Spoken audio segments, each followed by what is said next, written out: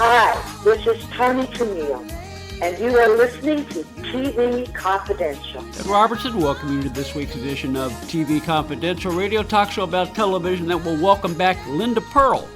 In our second hour, Linda Pearl, the accomplished actress and singer that most of you know best as Ashley Pfister on Happy Days, Pam Beasley's mother, Helene, in The Office, and Ben Matlock's daughter, Charlene Matlock, during the first season of the original Matlock. Linda Pearl is about to star in the world premiere of Crazy Mama. Crazy Mama, a one-woman play that not only sheds light on the issue of mental illness with Southern-style humor and directness, but will feature Linda Pearl playing 16 different characters. We'll ask Linda if she's ever done anything quite like that before, plus she'll share a few memories of working with Gary Marshall on Happy Days. Linda Pearl will join us in our second hour. We hope you'll stay tuned for that. Also coming up in our second hour, we will play part 2 of a conversation that began last week with Ann Serling, Jody Serling, and Mark Scott Zicree. Ann Serling and Jody Serling are the daughters of iconic television writer-producer Rod Serling. Mark Scott Zicree is the author of the Twilight Zone Companion, while Ann Serling is also the author of As I Knew Him, My Dad, Rod Serling. Ann and Jody will share a few personal memories of growing up with Rod Serling, including a funny story of the lengths that Rod once took to bring home a new pet rat for Jody while on a plane ride back to Los Angeles. Plus, we'll talk some more about the legacy of Rod Serling and the legacy of the Twilight Zone. We'll play part 2 of a conversation with Ann Serling, Jody Serling, and Mark Scott Zicree. Also in our second hour, we hope you stay tuned for that as well. In the meantime, we'll open up our first hour with a remembrance of Roberta Flack. Roberta Flack, the Grammy Award-winning and American Music Awards-winning singer, arranger, and composer, known around the world for such genre-bending ballads as Feel Like Making Love, The First Time Ever I Saw Your Face, and Killing Me Softly with his song. Roberta Flack passed away Monday, February 24th at the age of 88. Later on in this segment, we will play a clip from a conversation we had with Charles Fox. Charles Fox, the man who co-wrote Killing Me Softly along with Norman Gimbel, in which Charles talked about the phone call he received from Roberta Flack in 1972 asking if he could perform Killing Me Softly and how that phone call changed the course of his life. We'll play that clip in just a few minutes. In the meantime, joining us right now is our friend A. Scott Galloway. Scott is a longtime music journalist whose specialties include liner note essays from more than 300 music CD reissues of classic albums and compilations, many of which Scott produced himself. Scott's work has been commissioned by such companies as Rhino, Universal, Sony Legacy, many others. Like many of us, Scott grew up listening to Roberta Flack on the radio in 1988. He had an opportunity to interview Roberta Flack for her comeback album, Oasis. Scott, very sad occasion, but very happy that you are able to spend a few minutes talking to us about Roberta Flack. Yes, absolutely a sad time period in more ways than one. But yeah, that 1988 interview that I had with Miss Flack for her album Oasis was really a great thing for me. You know, it was one of the earliest times that I was interviewing someone of such a legendary status. Let's jump into that because you've been doing this a long time. But you're a human being, and when you have an opportunity to talk to someone like her, who you grew up listening to, I mean, she's not just she's not just anybody else. It's Roberta Flack. Did you have butterflies, you know, as you were preparing for her, or were you able to block that out and focus on what you had to do? Well, you know, one short thing I'll say before that is that the very, very first person I ever interviewed in person was Nancy Wilson. Oh, wow. So when that went well, you know, I mean, I never stopped having butterflies, but, you know, when I interviewed folks like Roberta Flack, you know, over the phone, you still get a little bit of nervousness. But what I tell people, and specifically journalists, up-and-coming journalists, people that want to interview folks, you can get rid of 70 to 80% of your jitters just by being prepared. Mm-hmm. If you're prepared, you don't have as much to worry about. You can be as freelance as you want, but you always have organized things that you can go down the line with. So, yeah, I was a little nervous with Roberta because, like you said, I grew up listening to her music. My parents had her albums in the house. She was a part of the DNA of my music appreciation. And she wasn't a bubblegum poppy kind of artist. From day one, I always understood that Roberta Flack was pretty much indefinable, album-oriented, vastly pan-genre and all of that. I mean, she was a scholar and lover and educator of music, as well as someone that could play and sing, arrange, and compose music. She was a master. She was a master. You know, she was classically trained, and yet I understand that despite all her success, she never. I mean, she was very down to earth and very approachable. Was that your experience talking to her? My experience talking to her, she was absolutely very kind, very giving and open. I was actually told before the interview, I don't remember who it was, I don't know if it was someone from her record company or just a senior colleague, you know, they told me that, you know, don't ask her anything about Donny Hathaway, you know, she'll get very upset, don't do it. And in the course of our conversation, Donny just kind of naturally came up, and I did get to get a few words from her about Donny, his mastery of music, and how beautifully they worked together, but also that, you know, she lamented that, you know, she definitely understood that he was troubled, but she loved him and she loved working with him. And, you know, so again, just a beautiful thing. And that album, Oasis, if fans know anything about that album, it was a real buoyant, wonderful surprise, you know, from her. She hadn't had any albums out in a little bit at that point, and the title track, you know, was written by Mark Miller. It had David Sanborn playing sax on it. It was upbeat. It had an African vibe to it, but very jubilant and warm, and you know, it was wonderful. The album had songs by Brenda Russell and Ashford and Simpson and all sorts of people. The world came out to kind of lift Roberta back up to where we all felt she belonged, and that's exactly what happened. She was back on the top of the charts with that title track, Oasis, 1988. A beautiful, beautiful memory for me. Music journalist A. Scott Galloway is on the line with us as we remember the life and legacy of Grammy Award-winning recording artist Roberta Flack. Scott interviewed Roberta Flack in 1988 for her comeback album Oasis. Roberta Flack passed away this past Monday, February 24th, at the age of 88.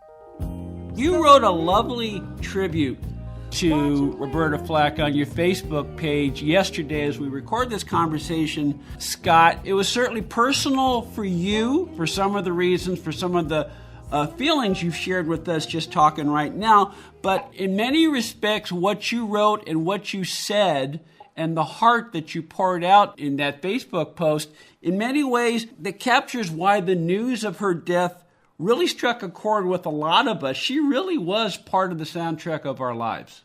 Absolutely. Anyone that was around in the 70s when the first time ever I saw your face, actually that came out in 68, but it did not gain wide popularity until Clint Eastwood used it in his directorial debut, Play Misty for Me, where he played a disc jockey in Carmel, California.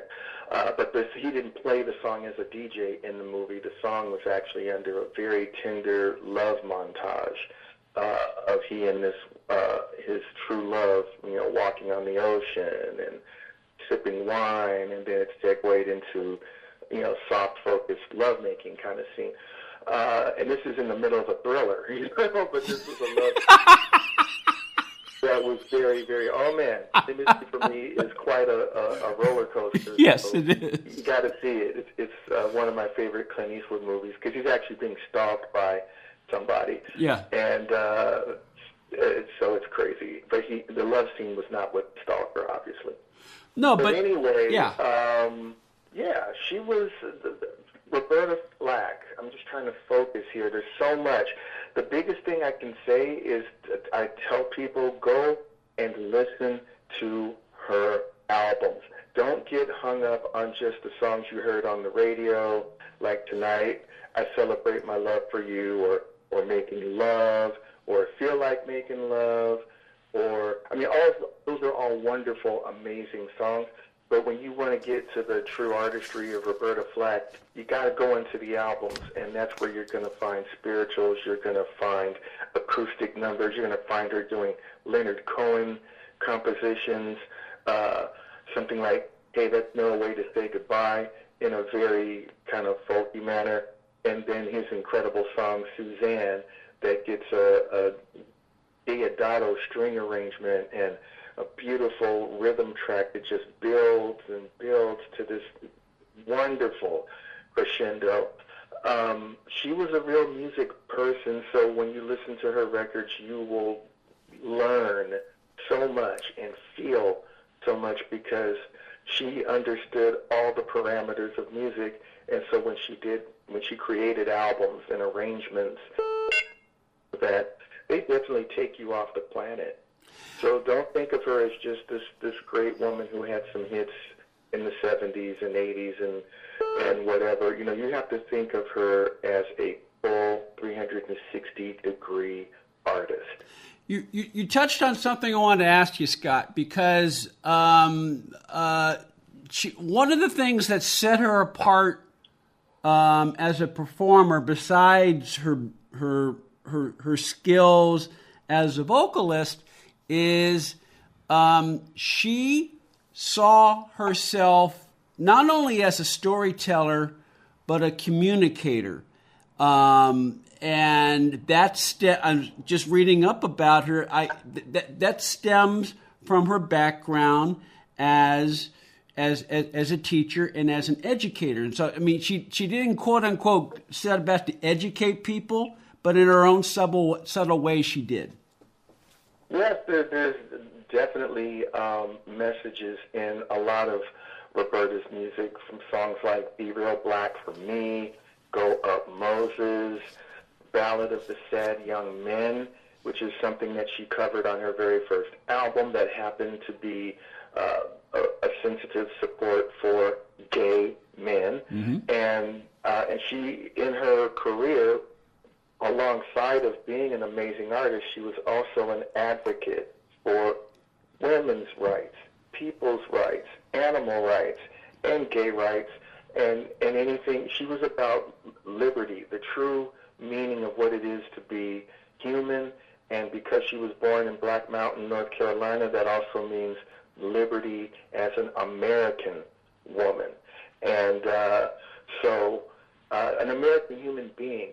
And so she was definitely an artist who stood for people uniting, people being kind and loving, people making a way for everybody to have a good life and for everybody to be free and to enjoy and grow and prosper to the best of their abilities without unnecessary hurdle.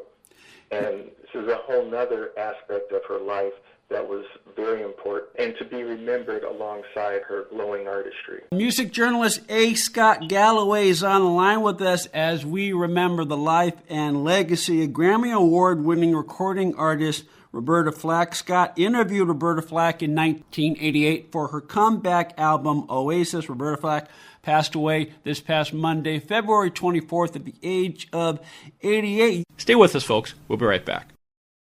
This portion of TV Confidential is brought to you by Salt River Therapy, a compassionate, confidential boutique therapy practice that offers quality therapies for individuals and couples, both in person in Brooklyn, New York, and virtually throughout New York State and New Jersey. Their specialties include anxiety, grief, low self-esteem, identity issues, and relationship challenges, while the mission of Salt River Therapy is to help you find your inner capacity for vulnerability, healing, and growth so that you can really understand yourself and your experiences, prioritize caring for yourself, and finally tackle the things that have been bothering you. The people at Salt River Therapy value being therapists who actually get you. They love connecting with clients who may be worried about being misunderstood or judged, or who might be afraid of change, or who aren't quite sure what's not working in their lives, but are hoping to find clarity, build resilience, and figure out their way forward. Salt River Therapy accepts most New York Aetna plans and have sliding scale rates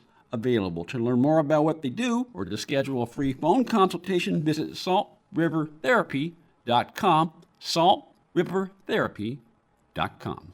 Hi, I'm Kerry Lester, and you are listening to TV Confidential. The first time ever I saw your face. You mentioned how first time ever I saw your face was used not only as part of the soundtrack of Play Misty for Me, but Eastwood used her song as part of the storytelling technique in that scene in the movie that you just described. And first of all, I just imagined she was floored that he picked her song to be part of the movie and to be used in that way. But given how the teacher in her, the communicator in her, wanted her songs to convey feelings, to convey a message whenever possible, I have to imagine she was very pleased at the way Eastwood used her song in that movie. Yeah, first time ever I saw your face, obviously. I mean, this is from her first album, which had kind of, it impressed some tastemakers, but it hadn't done very well in the marketplace. And she put 2 more albums out. So she had the album First Take, and then the album Chapter 2, and then the album Quiet Fire. And in the midst of right at promoting the third album, Quiet Fire, is when Clint Eastwood happened to be driving on the, let's just say, PC-8 or somewhere on the California coast, and he heard the song on the radio, and he pulled over, and he had to have it. And yes, Roberta, he made the phone calls that somebody like Clint Eastwood could make. And next thing he knew, he was talking to Roberta, and Roberta, being a perfectionist, felt like, that song, it's just so dreamy and slow and moody, let me please re-record it for this film. And Clint said, no, absolutely not. I love it exactly the way it is. It's perfect. And so, there was no soundtrack album for that movie, but, as you said, it was utilized very much as a feature within the movie. Just the song. And a whole montage. And please remember, this is Clint's first movie, so it really means a lot that he chose that to be an element of the very first movie that he ever directed, and he starred in it as well. Music journalist A. Scott Galloway is on the line with us as we remember the life and legacy of Roberta Flack. Roberta Flack passed away Monday, February 24th at the age of 88. What would you say is the true legacy of Roberta Flack? I think Roberta Flack stands very strong as a woman artist, definitely as a black woman artist, but also as a woman artist who took the reins and produced many, not all, but many of her own projects. She was very dogged about doing things her way, selecting material, making sure that there was a level of quality control on all levels. Back when she came out, it was a wonderful time for singer-songwriters. And, Roberta did some writing, but she did more singing than writing. But it was the Renaissance time of female singer-songwriters such as Laura Nyro and Carole King and Joni Mitchell, and a little bit later Phoebe Snow, and people like that. She is definitely a part of that lineage, because especially with someone like Phoebe Snow, to be as excellent a interpreter of other work, but also writing things and having a lot of integrity. A lot of female artists, at the time, were basically at the mercy of their record companies, their producers, their managers or Svengalis or whatever. Roberta Flack, that was never the case. She was always in full control of her ship, her direction, and her legacy. So everything that you listen to, you can know that it was never something that Roberta was forced to do or whatever. Roberta stood very strong in her idea of who she was as a human and as an artist. What are you working on these days, Scott, that you're at liberty to share with our listeners? Oh, I am in the process of launching my website, which is ascottgalloway.net. It has a wealth of information and little snippets and tidbits from my career. It has a lot of links to my work that you can find online, so I'm very happy with that. Myself and my web designer, Claudine Papillon, put a lot of time and love into that. So I invite your listeners to go take a look. You see pictures of me with a lot of wonderful people and examples of my work, lists of all the people that I ever interviewed and that sort of thing. And the most recent project that I've done, I did not produce it, but I did a liner note essay on the guitarist Larry Carlton. And I actually put all the material together as far as the song selections. It's a 3 CD set anthology on Larry Carlton that's coming out on Robin Songs Records. And it covers Larry's, or I should say Mr. Carlton's career from when he was on Warner Brothers, and that was twice. He was on Warner Brothers from 78 to 85, and then he split for a while, and he came back at the top of the 2000, millennium. And so it includes material from 6 albums of his as a solo artist, and it also includes one song apiece from the first 3 albums that he recorded with Foreplay, which is the all-star contemporary jazz band featuring Bob James, Harvey Mason, Nathan East, and at that time, Larry Carlton, who had just replaced original guitarist Lee Ritenour. ascottgalloway.net. That's it. Nice and easy. ascottgalloway.net. ascottgalloway.net. Scott, this was a long time coming. I'm glad we did this, even though it was a sad occasion. You've done some interesting work in music, and you've either talked to or covered some of the legends in the music industry. I think we should have another conversation on TV Confidential. Well, I really enjoyed this visit. Anytime you need me, reach out, and I will be glad, as long as I'm available, to come in and talk music with you. Very good. We'll continue our tribute to Roberta Flack when we come back. We'll dig deep into our archive going back all the way to 2010. We'll play a clip from a conversation with Charles Fox, the man who co-wrote Killing Me Softly with his song, in which he recalled the phone call he received in 1972 from Roberta Flack asking if she could perform Killing Me Softly with his song, and how that call changed the course of Charles' life and career. We'll continue our tribute to Roberta Flack. We come back on TV Confidential.